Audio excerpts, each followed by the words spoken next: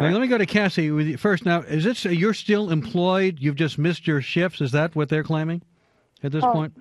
No, I'm no longer employed. Did they fire you, or did you quit, or what happened? I believe we sent in papers of just being done. Like, I'm not going back in. Well, So I mean, you stopped going in, or what? Yeah, I quit. Like, I decided not to go back there. So you were not fired. You quit. Well, actually, that's what's called constructive firing. The situation. I never heard that expression before. What's a constructive firing? It's basically in this situation is that she was in fact fired. I mean, the fact is that they basically, when you create a workplace that is designed like that, that is in fact a constructive firing. All right, Leanne, let me go to you. What was your understanding when you took the job? Was there a certain weight requirement? No. I was never told that I had to weigh a certain amount. So there's nothing. You don't sign a piece of paper or anything. They don't say you've got to stay within it. So what? They just come to you one day and say, "Hey, you're overweight." Well, how did that happen? What happened? Well, to be honest with you, my weight fluctuated quite a bit, and at my heaviest weight that I worked there, I was never counseled. I had lost weight, and then they started counseling me. I had been counseled twice. The most crucial time was July 6, 2009. They had told me that I was put on weight probation, and I had 30 days to improve. They never told me literally to lose weight, but they put me on weight probation. Now, what happened after 30 days? I went back to work. Everybody was like, "Oh, you look great," and I felt great. I did a crash diet. I lost 15 pounds. I went back August 10th, I believe, and I worked an 8 to 10 hour shift. They took me in the office and said, "You have shown no improvement. You are now terminated from the company." Wow. And Cassie, your situation was different. Did they call you aside and say you weigh too much or you look too heavy, or what did they say to you? It's the same exact counseling. They pretty much pull you in the room. It's an evaluation, and they have two women get on the phone and explain to you that you have 30 days to improve the way. Right, then what did you do at that point? You just stopped going to work at that point? I mean, I really don't think I had much of a choice, to be honest with you.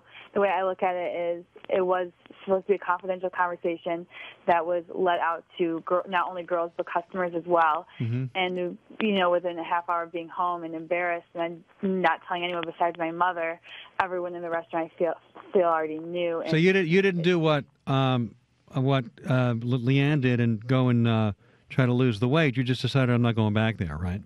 Absolutely not. I mean, no pun intended to Leanne, but I am very comfortable with my body, and I've never been told or felt that I was overweight, so there'd be no reason for me to take that route. All right, now, Richard Bernstein, their attorney, Richard, of course, they're saying, the Vice President for Marketing, Mike McNeil, says he's perplexed by this, as well as these claims about the state of, as well as Cassie's claims about the state of her employment, and says she stated that she's still employed, but she's missed all of her scheduled shifts for the past week.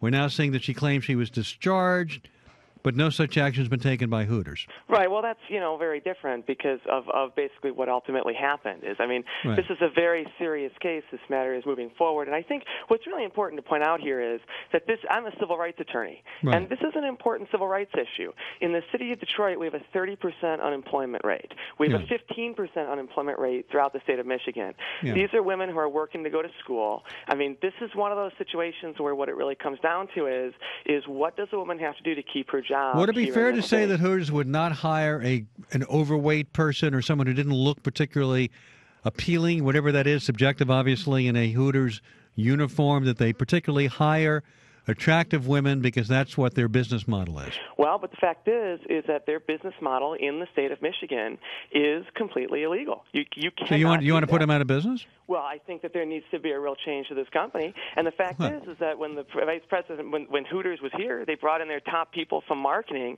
and they actually said this at a press conference. They said, you know what, we are aware of Michigan law. We know what Michigan law says, and we are not going to allow the law in the state of Michigan to interfere with us upholding our image. I'm in no way suggesting Cassie and Leanne are anything other than beautiful women because I've seen them on Facebook and they're beautiful women. The irony is I'm actually blind, which makes it even better. Well, I've read that about you, but it doesn't stop you from being a great attorney. But look, so I'm not commenting on the attractiveness of our guests here. I want to be clear about that. But my point is this. If indeed they decide to run a business where they say, we want to hire attractive women, and for whatever reason, this is we're going to have women, we're going to have babes dress up in bikinis or wear whatever suggestive outfit. We're going to get men to come in there on the lunch hour, and we're going to, that's going to be some of the bait, the lure to get them in is going to be these beautiful women in, suggestive outfits, and that's our business. That's what Hooters does. Are you saying they don't have the right to do that? Well, but that's what happens here is then you have to, when you're telling a zoning board, and this is what Hooters does, when they go in front of all the zoning commissions, they tell all the zoning boards, hey, we're a family restaurant. We serve families. We're all about families. Basically, you can try that, but you have to be zoned for that. So you're not saying Hooters is misleading the government, basically, in the way it's being? Absolutely. They have misled. You know what Hooters is, Counselor, right? You know what the business is, right? Well, that's exactly. And the fact is, they haven't been called on it, and it's time that they need to be called on it. The fact is that if they want to do business here in Michigan, they have to follow Michigan law. And you can't come into a state and basically say, you know what, we're aware of what the law says. And this is exactly what they said. Right. But we are not going to allow Michigan law to interfere with our ability to uphold our image. So let's say an entrepreneur wants to open up a restaurant, have scantily clad women serve the customers, and use that as part of the entertainment value of going to that restaurant. They can do. How do they do that? Well, then what happened is that they would have to be zoned accordingly. So if you want to have that kind of adult establishment, and you want to open up in Troy, or you want to open up in Roseville, or you want to open up in Novi, then you have to basically satisfy those zoning requirements. But you can't tell. Basically, if you want to have an adult establishment, you can have an adult establishment. No one's stopping you from doing that. But the fact is that you have to open up an adult establishment in places that are zoned for adult establishment.